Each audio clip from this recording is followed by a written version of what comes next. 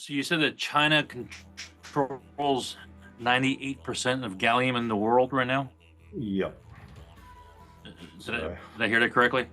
yep. And with as many things as is used for energy, semiconductors, solar, and all that stuff in defense, my understanding is that it's identified as a critical, correct? Yeah, absolutely.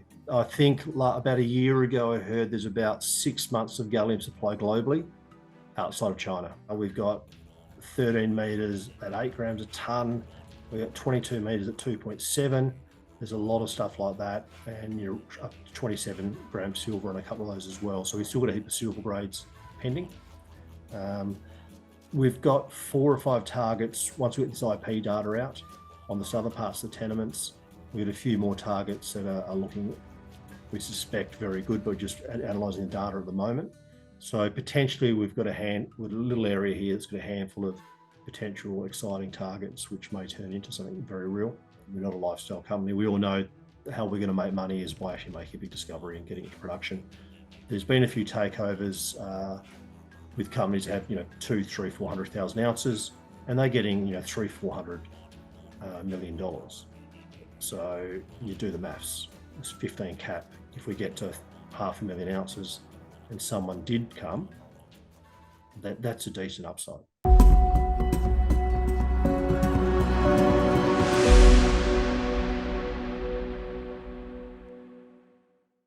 Good day. It's Steve Yang with Natural Resource Stocks. I've got a guest, Justin Virgin, Executive Director of Terrain Minerals. Justin, how are you? Yeah, good. Thanks, Steve. Thanks for having us. Well, Justin, let's jump right in. If you can tell us a little bit about you, and then if you can tell us what Terrain Minerals is all about. I'm the Executive Director of Terrain Minerals. Been full-time Executive Director now, or MD, whatever you want to call it, for the last 12 months. Was a stockbroker before that for 17 years, and I've been with the company as a NED before that. Look, Terrain is an ASX exploration company. We've always believed that you need a pipeline of projects because as an explorer, we're very active. We're always in the field. We're drilling. Any funds we get, we always deploy them into the field. So we're in a pretty lucky situation now that, well, it's a bit funny actually, we've got our Smokebush Gold Project. It looks like we've made a major discovery there. We had some really good gold results. There's association with silver. We've got all the right geological features, being a granite pumping the fluids around, some structural openings, and it looks like there's some dolerites, which for people who don't know West Australian gold deposits, they're like these massive sponges you wash your car with and the water just sucks in, all the gold sucks into them. That's probably the easiest way to put it. And the fluids are obviously moving for millions of years through there and it's just building up. So our last drilling results, we've actually drilled into a potentially offset structure that looks to be, we believe, is a dolerite. We need to confirm that. We've been getting some really good gold grades. So that's our main project. We've just done some IP down the southern part of the project, a place called Wildflower, because it sort of looks like the lightning structure. And there'll be some news out there. So potentially a few more targets look exactly the same. And we have a gallium project at Smokebush as well, about 5 k's away in a very unique geological setting. There's basically 2 granites that's pushed up and there's a big long laneway about 27 square kilometers in size. I think it's a bit bigger. So we've got gallium oxide from surface in many areas in a clay regolith down to about 140 meters in places, part of a big old drainage channel. So that's pretty exciting for us because gallium's a pretty exciting buzzword. Went to a rare earth thing here in London overnight, and all they spoke about was gallium, so it was fantastic. The other project we have, the Billawheeler project in Queensland. Sorry, go ahead, please. Our Billawheeler project in Queensland is copper gold. That was identified by a university study many years ago. My geologist is an MD of a couple of companies before. He's made 2 discoveries, one a very big one, 3 million ounces in Katanning. And this is a project that when he left the company, they dropped it and we pegged it. So he's dragged it through 2 companies. The other 2 projects this study identified has got discoveries on it. And we just need to get to this. It's taken 2 years to get granted. We've now got it granted after a long time, and we're about getting ready to go in the ground. We do have a couple of other projects One is the lithium one. We've just done some soils over in the Pilbara, which is in the heart of the lithium belt near the iron ore up in the Pilbara, West Australia. So that's pretty interesting. And we're on a major structure that houses lithium mines. That's half granted now after 2 years. And we have another project which is has a lot of heavy rare earths down in the southwest of Western Australia that is in the back of our deck. We're there looking for some magmatic nickel, but we always check the tables because you never know what you find. And we've found some very, very high-grade rare earths, once again, a unique geological setting sitting in a mafic intrusive unit. So around the edge of it. So there's a fair bit more news to come out there as well. So that Justin, I want to ask by starting off about the Smokebush. You mentioned gold, you've mentioned gallium. Yep. First of all, if you can, for our listeners who maybe not familiar with rare earth and gallium and its purposes, if you can tell us what gallium is and why it's so important, and then if you can tell us kind of the different parts of it, gold and gallium, like is it two different sides? I mean, if you can explain that. There's a 5 kilometre gap between the gold and the gallium. They're not associated. They are different projects. They just happen to be an adjoining tenement block. So, but both in very different geology. Gallium is, I guess, it's the glue that holds the world together. No one ever asks about the glue. Don't even see it. So basically, gallium's controlled 98% by the Chinese, and they're pulling it out of bauxite production. Everyone else has tried to do that and have sort of failed. I suspect, they're only getting a 10% recovery, we're hearing. Basically, gallium, your LED lights and lasers don't work without it. Most people wouldn't know that. New AI, or basically your computer chips and your transistors. So the new generation ones in AI, quantum computing, you can't have either of those without gallium chips. You can't have radars, missiles, fifth generation fighter planes without gallium componentry. It's also used in photovoltaic cells. If you look at the cells in your solar panel, a patent dropped off 3 or 4 years ago. Now 80% of cells out of China have gallium in them, because when they used to make the old cells of steel circuitry, they corroded. The gallium ones don't. So it's only a small market, but it's a non-LME B2B market. So there's very limited data. We're talking to a Japanese group. We know they're paying over $1 million a ton. They're using 6 to 8 tons a month. The Chinese are advertising it for 300,000 to 400,000 US. So there's a bit of disparity there to reality. So gallium's an interesting market, but it's a bit of a specialty metal. Basically, it allows for faster switching at lower voltages at much higher temperatures.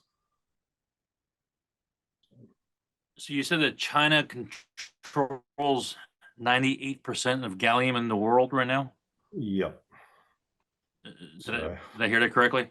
Yep. And with as many things as is used for energy, semiconductors, solar, and all that stuff in defense, my understanding is that it's identified as a critical, correct? Yeah, absolutely. I think about a year ago, I heard there's about 6 months of gallium supply globally outside of China. Sure. So, so how much gallium do you think you have? I don't know. But I think the 27 square kilometre area, we got zones up to 64 metres and up to 54 grams. Look, we've got a thing called a JORC code in Australia, sort of similar to the Canadian code. So we're not allowed to say what we think we have without actually hard data. We can get into trouble. But 27 square Ks, 64 metre zones, down to 8 metre zones. We've got a JORC exploration target on 5% of this. So we've got 100 holes into it. 10 of the holes sits outside of the JORC target area. It all looks the same because it's in a unique geological feature. So we expect, and the JORC report says it should be the same. So the West Australian government's currently doing a metallurgy study for us, and that's due at Christmas. And like all rare earths, if you haven't got a solution to extract it, it's not real. Metallurgy is the key thing here. So ours is already an oxide. It will come with a rare earth credit. We our goal is to make an end product, drill it out for about $1 million Australian, just with air core, and then we have enough sample material, probably move towards making an end product, which would be saleable, and obviously looking for a partner to help us with this, because opaque metals are not easy to get up. It's not like a gold mine, easy to build. We know what we're doing. We've got gold, we've got mills nearby, we can get quick cash flow. Gold's easy for an explorer. Gallium, as these special metals, are a little bit different. So, we are going to need some help. Gotcha. Well, speaking of gold, gold is flying. It's pretty hot. So in terms of grade, in terms of quantity, what do you think you have in terms of for gold at the Smokebush overall in general? And then I think you've got a copper project, a lithium project. You mentioned nickel, and I'd love to know how you guys go about picking your pipeline, like your pipeline projects. And do you focus particularly on one over the other, typically gold, or what are you guys known for? We always like gold. I think companies always chase gold and nickel, I think, traditionally. Look at gold, how big it is, I don't know. We need more drilling. But we've now found these, what we believe to be dolerites, which are these big sponges, and they're big. We've got a lot of fluoro corridors going through them. So we need to do more drilling, but we're getting some fantastic grades. If you have a look, we've got 6 meters, 11 meters at 6 grams and 43 grams silver. We've got 13 meters at 8 grams a ton. We've got 22 meters at 2.7. There's a lot of stuff like that. And you're up to 27 grams silver on a couple of those as well. So we've still got a heap of silver grades pending. We've got 4 or 5 targets. Once we get this IP data out on the southern parts of the tenements, we've got a few more targets that are looking, we suspect, very good, but we're just analysing the data at the moment. So potentially we've got with a little area here that's got a handful of potential exciting targets, which may turn into something very real. The lightning is coming along nicely. This is an overnight success as usual. It's about 6 years in the making. We've got over 60 holes into it. We believed we were sort of drilling out a couple of structures. And now that we believe we found these catchment areas, our whole model for the project's just been tipped on its head. And it sort of makes a bit more sense why I couldn't figure out what was going on for years. It's exciting. We're gold explorers, and it looks like we've got something potentially very big. There's mills in the area that we can get to quick cash flow. I'd rather build it myself, but you can always do a combination. You're talking about, like, how do we pick our projects? Look, our gallium, we're looking for something else. So it was a fluke, but we always check the table. Our rare earths down at Lort River, we were chasing some nickel targets, magmatic nickel. We found rare earth. We didn't get what we wanted. I guess our Queensland project, I wanted some copper in the portfolio because I think copper is a great place to be, and that's why we pegged that. And our lithium was more of a fluke. Land was available, we pegged it, and we've jumped on it. But there's also some gold opportunity up there. It's 1,200 square Ks roughly. There's Northern Star has just bought 10 million ounces up there, so which is pretty exciting. If you look at the early reports, they talk about a machine learning study that identified this 10 million ounces. They're just down the road from us. We're running a machine learning process now. It's about 50,000 Australian. Our lithium soils on the big structure that runs from a couple of lithium deposits is about $50,000. So what we like to do is have a key project that we're working on. We're spending 80-90% of our funds on, but we like to have a couple of projects in the background that we're slowly building up, so our investors can see that if we kill something off, we have something exciting to move on to. And that's sort of I guess it's a portfolio approach. Awesome. It's dangerous for a junior to have one project, you kill it off, and then you're not relevant anymore. So. Justin, love it. If you can, curious though, if you can, first of all, you mentioned, having some backing and supporters. If you can, curious as to know what other companies, major investors that you're able to share that are invested here, and if you can talk about how much is held by insiders, institutions, as well as how many shares are outstanding. Be careful, because my wife's not very happy with the amount of money I've put in. We're talking like a house. Probably about 12, 13% is the board. Which is a fair bit of coin there. Look, I was a broker for 17 years, so a lot of my clients have come along for the journey, and I've always tried to find people who are miners, who understand mining, because this is a journey. There's cycles, and you pick commodities when they're out of favour, because that's when you can get the land, and we've done that to a certain extent as well. That's how we got the Queensland. No one wanted it. So it's a lot about family offices and high net wealth investors, and a lot of my old clients as broke. The top 92% of the companies held by the top 300 people. We've got 1,200 shareholders, 1,300. There's 2.6 billion on issue, which is typical, but our cap's around 15 million Australian. So it's around 10 American, I guess. So it's still very cheap after a big gold discovery if you look at the results. So a lot of mum and dads in our register. There's one fund who doesn't. It's got about 50, 60 million shares, but that's all. They're there for the Gallium, basically. Justin, can I ask how much cash you guys have? I mean, what's your current cash position, and what's the plan to grow the company? Right, we're always broke. We've popped under $1 million again. You really said it. We're always. Everyone goes, "Oh, you need to raise." I always need to raise. We're a junior explorer. That's just the nature of what we do. We live and die by the sword or by the drill bit. Let's face it. You look at these gold numbers. Why wouldn't you want to buy some shares? Look, our model is we try and campaign raise typically. We try and add some value. It's the old story, and to raise at a higher price. So last raising was at 0.3. I think we were trading at 0.6. We've had a bit of an uptick, but low was 0.2 recently. And the world's changed a little bit for us with our last drill results, which is pretty good. So funding is always, we'd normally do direct equity. I think going into debt or being clever with some of these convertible type notes can be dangerous for a junior. When you're a little bit bigger and you're onto something, then the world can change a little bit. But early on, I think, you want to keep it tight. You want to keep investors who understand that they may be there for a few years and they may need to put their hand back in their pocket. And they're the sort of people I've tried. Unfortunately, you do get the people who flick it out quickly sometimes too, but you need liquidity to make a market. Justin, with gold, with gallium, with precious metals, minerals, rare earth, it seems volatile. It seems like there's a lot of upside. You're a junior mining company, and there's associations with risk with that and upside. So how do you? What kind of potential do you see in terms of upside, and what kind of risk do you see, and how do you mitigate that? And then with that, how do you?